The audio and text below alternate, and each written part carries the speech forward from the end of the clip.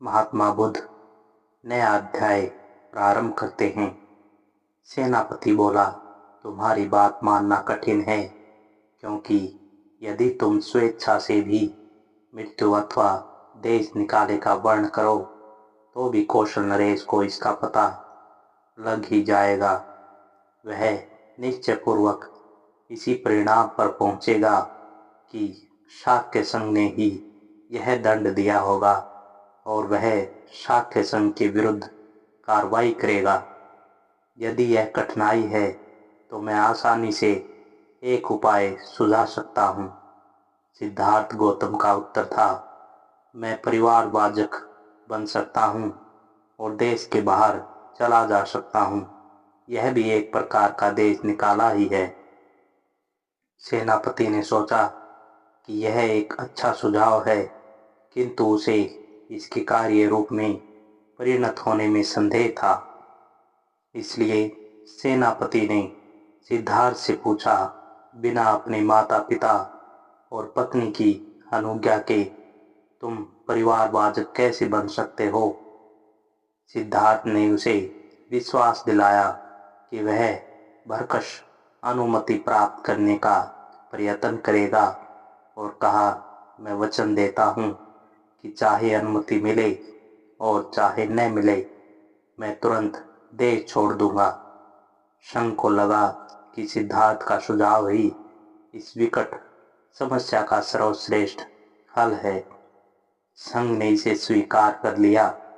सभा के सम्मुख जो कार्यक्रम था उसे समाप्त कर संघ विसर्जित होने को ही था कि एक तरुण शाक्य ने अपने स्थान पर खड़े होकर कहा, कृपया मेरी बात सुनिए, मैं कुछ महत्व की सूचना देना चाहता हूँ। उसे बोलने की अनुमति मिली तो उसने कहा, मुझे इसमें तनिक संदेह नहीं कि सिद्धार्थ गौतम अपने वचन का पालन करेगा और तुरंत देश के बाहर चला जाएगा। लेकिन एक बात है जिससे मैं थोड़ा चिंतित हूँ। अब जबकि सिद्धार्थ आंखों से अदृश्य हो जाएगा तो क्या संघ की यही इरादा है कि कोलियों के विरुद्ध की घोषणा कर दी जाए? मैं चाहता हूँ कि संघ पुनः इस बात पर गंभीरतापूर्वक विचार करे। कुछ भी हो, कौशल नरेश को सिद्धार्थ गौतम के देश निकाले का तो पता ही लग जाएगा। यदि शाक्य तुरंत कोलियों के विरुद्ध युद्ध की घोषणा कर देंगे तो कौशल नरेश समझ जाएंगे कि सिद्धार्थ गौतम ने इसलिए देश का त्याग किया होगा क्योंकि वह कोलियों के विरुद्ध युद्ध छेड़ देने का विरोधी था। यह हमारे लिए अच्छा न होगा। इसलिए मेरा प्रस्ताव है कि हमें सिद्धार्थ गौतम को गृह त्याग और कोलियों के विरुद्ध वास्तविक युद्ध छेड़ देने के बीच कुछ समय को यूं गुजार देना चाहिए, अन्यथा कौशल नरेश इन दोनों घटनाओं में संबंध स्थापित कर लेगा। संघ को लगा कि निश्चय से यह बात महत्वपूर्ण है। नीति की दृष्टि से यह मान ली गई है। इस प्रकार शाक्य संघ की यह दुखांत सभा समाप्त हुई और उस अल्पमत में ने भी जो युद्ध का विरोधी था किंतु जिसमें अपनी बात साफ साफ कहने का साहस न था, संतोष की सांस ली कि एक अत्यंत भयानक स्थिति से किसी न किसी तरह पार हो गए। विदाई के शब्द। शाक्य संघ की सभा में जो कुछ हुआ उसकी सूचना सिद्धार्थ गौतम के वापस लौटने से बहुत पहले राजा के महल में पहुंच गई थी। घर पहुंचने पर सिद्धार्थ गौतम ने देखा कि उसके माता पिता बहुत दुखी हैं और रो रहे हैं। शुद्धोधन ने कहा, हम युद्ध के दुष्परिणामों की चर्चा किया करते थे, लेकिन मैं नहीं जानता था कि तुम इस सीमा तक चले जाओगे। सिद्धार्थ का उत्तर था, मैं भी नहीं सोचता था कि ऐसी स्थिति आ पहुंचेगी। मैं समझता था कि समझाने से शाक्य शांति के समर्थक बन जाएंगे, किंतु दुर्भाग्य से सैनिक अधिकारियों ने लोगों को इतना उत्तेजित कर दिया था कि मेरी बातों का उन पर कोई प्रभाव न पड़ा, लेकिन मैं आशा करता हूँ कि इतना तो आप समझते ही होंगे कि मैंने कैसे परिस्थिति को अधिक बिगड़ने से बचा लिया। मैं सत्य और न्याय के पथ से विचलित नहीं हुआ और सत्य और न्याय का आग्रह करने का जो भी दंड था, मैंने उसे अपने ही सिर पर ले लिया। लेकिन शुद्धोधन इसे संतुष्ट नहीं था। बोला, तुमने यह नहीं सोचा कि इससे हमारे सिर पर क्या बीतेगी? लेकिन इसी कारण तो मैंने प्रवज्ञा लेने का स्वीकार किया है। जरा सोचो तो सही, यदि शाक्यों ने सारे खेत जब्त करने की आज्ञा दे दी होती तो इसका क्या दुष्परिणाम हुआ होता। लेकिन तुम्हारे बिना इन खेतों को रखकर क्या करेंगे? ऐसा शुद्धोधन ने बोला। सारा परिवार ही शाक्य जनपद का परित्याग कर देश से बाहर क्यों न चल दे। रोती हुई प्रजापति गौतमी भी सहमत थी। बोली, तुम हम सबको इस प्रकार छोड़कर अकेले कैसे जा सकते हो? सिद्धार्थ ने सांत्वना दी। माँ, क्या तुमने हमेशा छत्राणी होने का दावा नहीं किया? क्या यह ऐसा नहीं है? तुम्हें वीरता का त्याग नहीं करना चाहिए। इस प्रकार दुखी होना तुम्हारे लिए अशोभनीय है। यदि मैं युद्ध भूमि में गया होता और वहां जाकर मर गया होता तो तुम क्या करती? क्या तब भी तुम इसी प्रकार दुखी हुई होती? गौतमी बोली, नहीं, यह तो एक क्षत्रिय के योग्य होता। लेकिन अब तुम लोगों से दूर जंगल जानवरों के साथ रहने जा रहे हो। हम यहाँ शांत कैसे रह सकते हैं? मैं यह कहती हूँ कि तुम हमें भी साथ ले चलो। सिद्धार्थ ने प्रश्न किया, मैं तुम सबको कैसे साथ ले सकता हूँ? नंद केवल एक बच्चा है। मेरे पुत्र राहुल का भी जन्म ही हुआ है। क्या तुम इन्हें छोड़कर मेरे साथ आ सकती हो? गौतमी को संतोष न हुआ। उसका कहना था, हम सब शाक्यों का देश छोड़कर कौशल नरेश की अधीनता में रहने के लिए कौशल जनपद में जा सकते हैं। सिद्धार्थ ने आपत्ति की, लेकिन माँ, शाक्य क्या कहेंगे? क्या वे इसे देशद्रोह न समझेंगे? फिर मैंने वचन दिया है कि मैं वचन या कर्म से कोई ऐसी बात न कहूँगा न करूँगा कि जिससे कौशल नरेश को मेरी प्रवज्ञा या का यथा कारण ज्ञात हो सके। यह सही है कि मुझे अकेले जंगल में रहना होगा, लेकिन कोलियों के विरुद्ध लड़ाई में हिस्सा लेने और जंगल में रहने, इन दोनों में से अधिक श्रेयस्कर है क्या है? इस बीच शुद्धोधन ने प्रश्न किया, लेकिन इतनी जल्दी किस लिए? शाक्य संघ ने अभी कुछ समय के लिए लड़ाई को स्थगित कर दिया है। हो सकता है कि युद्ध कभी छिड़े ही नहीं। तुम अपनी प्रवज्ञा भी क्यों स्थगित नहीं करते हो सकता है कि शाक्य संघ तुम्हें यहाँ बने रहने की अनुमति दे दे। सिद्धार्थ को यह विचार सर्वथा नापसंद था, इसलिए उसने कहा, क्योंकि मैंने प्रवर्जित हो जाने का वचन दिया, इसलिए मुझे शाक्य संघ ने अभी कोलियों के विरुद्ध युद्ध छेड़ना स्थगित किया है। यह भी संभव है कि मेरे प्रवज्ञा ग्रहण कर लेने पर शाक्य संघ अपनी युद्ध की घोषणा को वापस ले ले, किंतु यह सब कुछ मेरे पहले प्रवज्ञा ले लेने पर ही निर्भर करता है। मैंने वचन दिया है और मुझे उसे अवश्य पूरा करना चाहिए। वचन भंग का बड़ा बुरा परिणाम हो सकता है, हमारे लिए भी और शांति पक्ष के लिए भी। माँ, अब मेरे मार्ग में बाधक न बनो। मुझे आज्ञा दो और अपना आशीर्वाद। जो कुछ हो रहा है अच्छे के लिए हो रहा है। गौतमी और शुद्धोधन मूक थे। तब सिद्धार्थ यशोधरा के कमरे में पहुंचे। उसे देखकर सिद्धार्थ के मुंह से वचन नहीं निकला। वह नहीं जानता था कि क्या कहें और कैसे कहें। यशोधरा ने ही मौन भंग किया। बोली, कपिल वस्तु में शाक्य संघ की सभा में जो कुछ हुआ वह सब मैं सुन चुकी हूँ। सिद्धार्थ ने पूछा, यशोधरा मुझे बता कि तुझे मेरा प्रव्रजित होने का निश्चय कैसा लगा है। सिद्धार्थ समझता था कि शायद यशोधरा बेहोश हो जाएगी, किंतु ऐसा कुछ नहीं हुआ।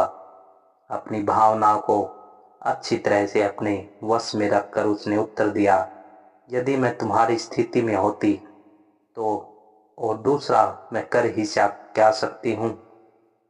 निश्चय से मैं कोलियों के विरुद्ध छेड़ जाने वाले युद्ध में हिस्सा नहीं ले सकती थी। तुम्हारा निर्णय ठीक है।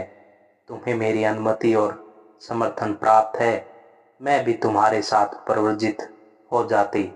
यदि मैं नहीं हो रही हूँ तो इसका मात्र यही कारण है कि मुझे राहुल का पालन पोषण करना है। अच्छा होता यदि ऐसा न हुआ होता, लेकिन हमें वीरतापूर्वक स्थिति का मुकाबला करना चाहिए।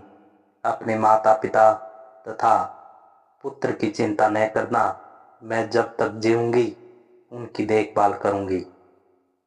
अब मैं इतना ही चाहती हूँ कि अपने प्रिय संबंधियों को छोड़ छाड़ कर जो तुम प्रव्रजित होने जा रहे हो, तुम किसी ऐसे नए का पथ का आविष्कार कर सको जो मानवता के लिए कल्याणकारी हो।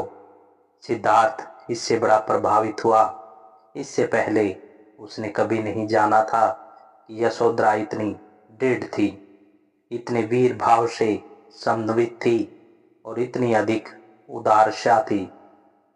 आज ही उसे पता लगा कि वह कितना भाग्यवान था कि उसे यशोधरा जैसी पत्नी मिली थी। आज भाग्य ने दोनों को पृथक पृथक कर दिया था।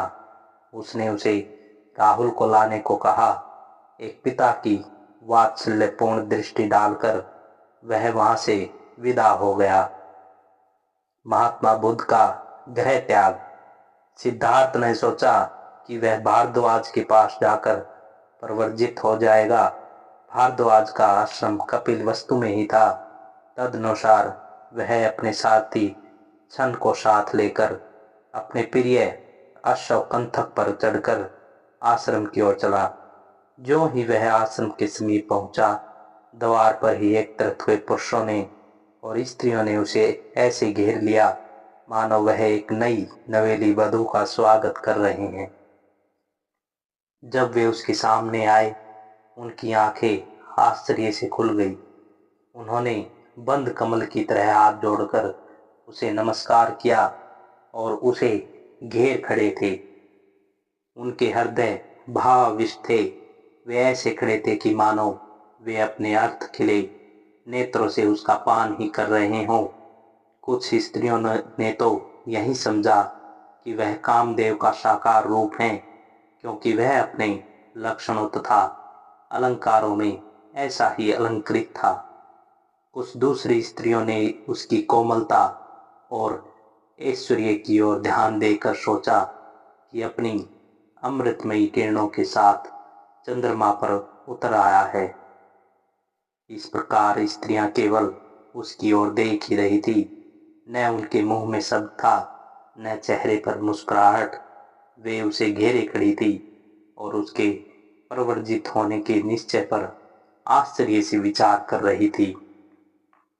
बड़ी कठिनाई से उसने उस भीड़ में से अपने लिए रास्ता निकाला और आश्रम के द्वार में प्रवेश किया। सिद्धार्थ को यह अच्छा नहीं लगता था कि शुद्धोदन और प्रजापति गौतमी उसके प्रवर्जित होने के समय उपस्थित रहें, क्योंकि वह जानता था कि ऐसे समय में वे अपने को संभाले न रख सकेंगे। लेकिन उसकी जानकारी के बिना ही वह पहले से आश्रम आ पहुंचे थे। ज्यों ही उसने आश्रम में प्रवेश किया, उसने देखा कि उपस्थित मंडली में उसके माता पिता भी हैं। अपने माता पिता को वहां उपस्थित देखकर वह सर्वप्रथम उनके पास गया और उनका आशीर्वाद चाहा। वे भावना से इतने अधिक अभिभूत थे कि उनके मुंह से एक शब्द नहीं निकल रहा था। वे लगातार रोते रहे। उन्होंने उसे छाती से लगाया और आंसुओं से उसका अभिषेक किया। छन के कंठक को एक पेड़ से बांध दिया था और पास खड़ा था। जब उसने देखा कि शुद्धोधन और प्रजापति आंसू बहा रहे हैं, तो वह भी भावनावश अपने आंसुओं को न रोक सका। बड़ी कठिनाई से अपने माता पिता से पृथक हो सिद्धार्थ वहां गया जहां छन खड़ा था। उसने वापस घर ले जाने के लिए उसे अपने वस्त्र और गहने कपड़े दे दिए। तब उसने अपना सिर मुंडवाया। ऐसा करना परिवारवाचक के लिए आवश्यक था। उसका चचेरा भाई महानाम परिवारवाचक के योग्य वस्त्र और भिक्षा पात्र ले आया था। सिद्धार्थ ने उन्हें पहन लिया। इस प्रकार परिवारवाचक का जीवन व्यतीत करने की पूरी तैयारी करके वह भारद्वाज के पास गया कि वह उसे विधिवत प्रज्वलित कर दें। अपने शिष्यों की सहायता से भारद्वाज ने आवश्यक संस्कार किए और सिद्धार्थ गौतम के परिवारवाचक बनने की घोषणा कर दी, यह याद करके कि उसने शाक्य संघ के सम्मुख दोहरी प्रतिज्ञा की थी, एक तो परवजा लेने की और दूसरे अविलंब की शाक्य जनपद की सीमा से बाहर हो जाने की। सिद्धार्थ गौतम ने परवजा का संस्कार समाप्त होते ही अपनी यात्रा आरंभ कर दी। जो जन समूह आश्रम में इकट्ठा हो गया था वह असामान्य था। सिद्धार्थ गौतम की परवजा की परिस्थिति भी असामान्य ही थी। जब राजकुमार आश्रम से बाहर निकला, जनता भी उसके पीछे पीछे हो ली। उसने कपिल वस्तु से विदा ली और अनोमा नदी की ओर बढ़ा। पीछे मुड़कर देखा तो जनता अभी भी पीछे पीछे चली आ रही थी। उसने उन्हें रोका और कहा, बहनों और भाइयों, मेरे पीछे पीछे चले आने से क्या लाभ है? मैं शाक्यों और कोलियों के बीच का झगड़ा न निपटा सका, लेकिन यदि तुम समझौते के पक्ष में जनमत तैयार कर लो तो तुम सफल हो सकते हो। इसलिए कृपया करके वापस लौट जाओ। उसकी प्रार्थना सुनी तो लोग पीछे लौटने लगे। शुद्धोधन और गौतमी भी महल को वापस चले गए। सिद्धार्थ के त्याग वस्त्रों और गहनों को देखना गौतमी के लिए असह्य था। उसने उन्हें एक कंवल तालाब में फेंकवा दिया। लोग उसे याद करते थे और यह कह कहकर प्रशंसा करते थे कि यह उच्च कुलात्मन है, यह श्रेष्ठ माता पिता की संतान है, यह संपन्न है, यह तारुण्य में मध्य में है, यह सुंदर शरीर और बुद्धि से युक्त है, सुख भोग में पला है और वही अपने संबंधियों से इसलिए लड़ा कि पृथ्वी पर शांति बनी रहे और जनता का कल्याण हो। यह एक शाक्य तरुण था जिसने बहुमत के आगे झुकने के बजाय स्वेच्छा से दंड स्वीकार किया, जिसका मतलब था ऐश्वर्य के स्थान पर दरिद्रता, सुख समृद्धि के स्थान पर भिक्षाटन, गृह निवास के स्थान पर गृह त्याग। और यह जा रहा है जब कोई इसकी चिंता करने वाला नहीं, और यह जा रहा है बिना किसी भी ऐसी एक चीज को साथ लिए जिसे यह अपनी कह सके। इसका यह स्वेच्छा से किया हुआ महान त्याग है। यह बड़ी ही वीरता और साहस का कार्य है। संसार के इतिहास में इसकी उपमा नहीं है। यह शाक्य मुनि अथवा शाक्य सिंह कहलाने का अधिकारी है। शाक्य कुमारी कृष्णा गौतमी का कथन कितना सही था। सिद्धार्थ गौतम के ही संबंध में उसने कहा था कि धन्य है वे माता पिता जिन्होंने ऐसे पुत्र को जन्म दिया और धन्य है वे नारी जिसका ऐसा पति है।